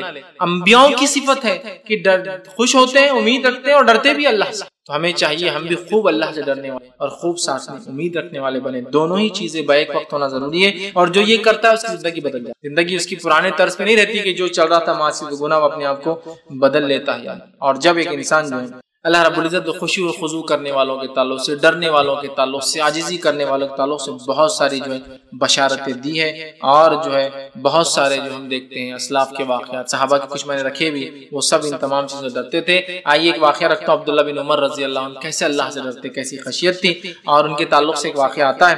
جب سورہ حدیث اور نمبر 44 کی آیت نمبر جو ہے 16 یہ تلاوت کیا کرتے تھے، تو جب تلاوت جامع ترمذی میں بہرحال واقعات آتے ہیں، جب تلاوت کرتے تھے یہ والی آیت ہے، الم یعنی للذین آمنوا ان تخشع قلوبہم لذکر اللہ، جب یہ آیت کو پڑھتے تھے، کیا مومنوں کے لیے وقت نہیں آیا کہ خدا کے ذکر، اللہ کے ذکر ان کے دل جو ہے اس کو جو ہے ڈر جائے؟ مطلب کیا وہ وقت ابھی نہیں آیا کہ مومن بندوں کا دل اللہ کی خشیت سے ڈر جائے؟ جب یہ آیت آپ پڑھتے تھے تو بہت دیر تک آپ جو ہے رویا کرتے، بہت کثرت سے آپ رویا کرتے۔ اسی طرح سورہ حج سورہ 22 آیت نمبر اس کی 1 جب جو ہے یہ جب پڑھا کرتے تھے تو اس میں بھی آتا ہے کہ جب یہ آیت کو پڑھتے تھے جس میں اللہ رب العزت نے فرمایا یا ایھا الناس اتقوا ربکم ان زلزلۃ الساعۃ شیء عظیم، جب اللہ رب العزت نے یہ آیت جب پڑھتے تھے جب تو بہت رویا کرتے تھے۔ اور نبی اکرم صلی اللہ علیہ وسلم کے تعلق سے بھی جامع ترمذی کی روایت میں آتا ہے جب آپ بھی یہ آیت پڑھتے تو یہ حال ہوتا۔ جب یہ آیت نازل ہوئی تو صحابہ سے آپ نے پھر خطاب کیا خطاب کیا تھا صحابہ سے؟ آپ نے جب یہ آیت نازل ہوئی تھی سورہ حج کی آیت نمبر 1، یہ آپ نے خطاب فرمایا اور کہا اور فرمایا جانتے ہو یہ کون سا دن ہے؟ مطلب یہ کس دن کی بات، جو زلزلے کی بات ہو رہی ہے، اس گھڑی کی بات ہو رہی ہے، زلزلے کی کون سا موقع ہے جس کو عظیم کہا قرآن نے؟ تو آپ نے فرمایا جب اللہ تعالیٰ حضرت آدم علیہ السلام سے فرمائیں گا یہ وہ گھڑی ہوں گی، وہ زلزلے کی جو بات آیت کر رہی ہے وہ گھڑی ہوں گی جب روز قیامت اللہ تعالیٰ آدم علیہ السلام کو فرمائیں گا. مطلب یہ جو زلزلے کی بات ہو رہی ہے یہ فزیکل زلزلہ نہیں ہے، یہ زلزلہ خوف اور ہیبت کا زلزلہ ہے. جب اللہ تعالیٰ آدم علیہ السلام کو آواز دیں گے روز قیامت، کہیں گے آدم اپنے لوگوں میں سے جہنمیوں کی فوج الگ کر دو.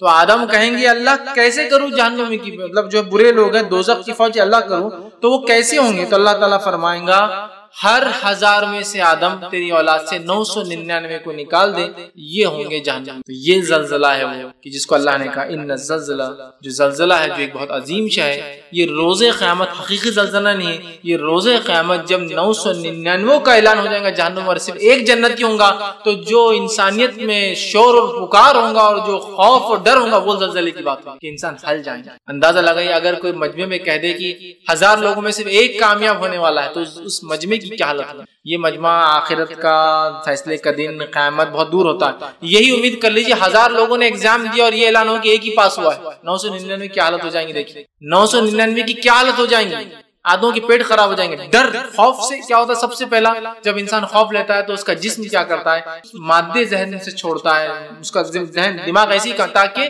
دماغ پہ اٹیک نہ ہو بلکہ وہ پیٹ پہ سب سے زیادہ، جس سے پیٹ دکھتا ہے اور اس کا پیٹ خراب ہوتا ہے نا. کچھ لوگ ڈر کو سوچیے، اب ایگزام کا سوچتے کبھی کبھی پیٹ میں تکلیف ہوتی ہے، نیچرل ہے. انداز لگائے کہ صرف ایگزام میں فیل ہونے کا کہہ دیا جائے 999 فیل 1000 میں سے، تو کیا حال ہے؟ یہاں اعلان ہوگا آدم کو کہ آدم نکال لو. آدم کہیں کیسے تو کہا جائے گا 999 ہے وہ جہنم کی فوج میں جائیں گے. جب صحابہ نے یہ سنا کہ 999 جہنم میں جائیں گے تو وہ اس قدر روئے کہ بے اختیار صحابہ روئے. اور عبداللہ ابن عمر بھی جب یہ آیت پڑھتے تو بے اختیار روتے تھے، اس لیے کہ آخر کے زمانے میں انہوں نے دیکھا صحابہ اس پر روتے کہ اللہ تعالیٰ حکم دیں گا الگ ہو جاؤ 999 جہنمی، تو اس خوف سے وہ رویا کرتے تھے. تو یہ بڑی اہم چیز یاد رکھیں کہ ہم بھی اللہ کا خوف رکھیں، اور جو ہے خوف کا معنی یہ ہے کہ ہم نیکی کی طرف بڑے برائی سے رکیں. اللہ رب العزت نے سورہ رحمان سورہ نمبر 55 کی آیت نمبر دیکھیے 46 کے 46 میں کیا فرمایا؟ وَلِمَنْ خَافَ مَقَامَ رَبِّهِ جَنَّتَانِ، جو اپنے رب کے سامنے کھڑے ہونے سے ڈرا، جنتان 2 جنتوں کا حاملہ ہے. اس کا معنی کیا ہوا کہ 2 جنت کیوں؟ اس کا مطلب یہ ہوا کہ جو شخص قیامت کے دن اپنے رب کے سامنے کھڑے ہونے سے ڈرا اور دنیا میں اس ڈر کی وجہ سے گناہوں کو چھوڑ کے نیکیاں کرا، سرکشی کو چھوڑ کر ہدایت کو اختیار کرا، دنیا کے پیچھے نہ پڑا رہا اور آخرت کو ہی سوچتا رہا، ہر کام میں آخرت کو ترجیح دی، دنیا کو کبھی ترجیح نہیں دی، دنیا کو اپنے اوپر حاوی نہ آنے دیا، گناہوں کو حاوی آنے نہ دیا، ایسا شخص دنیا میں یہ کر کے جائیں گا ایک جنت نہیں جنتان 2 جنت لے جائیں. ایک گھر نہیں، ایک ایکسٹرا جنت مل جائیں گے. ہوتا ہے دنیا میں ایک گھر کا دوسرا بناتا ہے، کبھی ادھر ہے لیے کبھی ادھر، جنت 2 جنت میں. اس کو جنت کیوں؟ صرف جو رب کے سامنے کھڑے ہونے سے ڈرا، مطلب دنیا کی زندگی بدل گئی نا اس کی، اس لیے کہ سوچا مجھے کھڑا ہونا ہے تو یہ عمل درست کرو، کھڑا ہونا ہے، یہ عمل درست، کھڑا ہونا ہے، گناہ چھوڑ دو، کھڑا ہونا ہے، معاملات نپٹا لو، کھڑا ہونا ہے، جس کے واقع دیتے جاؤ ان کو، کھڑا ہونا ہے نا. تو اس کو 2 جنتیں ملیں. یہی مانا ہے نا. 2 کیوں ملیں گے؟ اس لیے کہ اس نے عمل کی ہے اس کے وجہ. تو میں نے اتنا جو خشیت الہی کی بات کی ہے صرف خالی نہیں کہ میں بہت ڈر گیا اللہ سے توبہ کر لیا، زندگی چینج اور واقعی میں لگی حقیقت میں یہ اللہ کو چاہنے اور ماننے والا اور اس کے نبی کے طریقے مطابق زندگی ہو گئی، گناہوں کو چھوڑ دیا، نیکیوں کو اختیار کر لیا، فرائض سے عمل شروع ہو گیا، سنتوں کے بغیر کوئی عمل نہیں کر رہا، دنیا اس کے لیے کوئی ترجیح نہیں رکھتی، آخرت اس کے لیے سب کچھ ہے، ہر چیز میں آخرت کو سوچتا ہے، دنیا کے بارے میں نہیں سوچتا ہے بس. تو پھر تو وہ کھڑا ہونے سے ڈرا، جنتان 2 جنتیں لے جائیں گا. تو یہ بڑی اہم چیز خشیت الہی. اور اللہ رب العزت نے سورہ نازیات آیت نمبر 40 اور 41 میں فرمایا وَأَمَّا مَنْ خَافَ مَقَامَ رَبِّهِ وَنَهَى النَّفْسَ عَنِ الْهَوَىٰ فَإِنَّ الْجَنَّةَ هِيَ الْمَأْوَىٰ.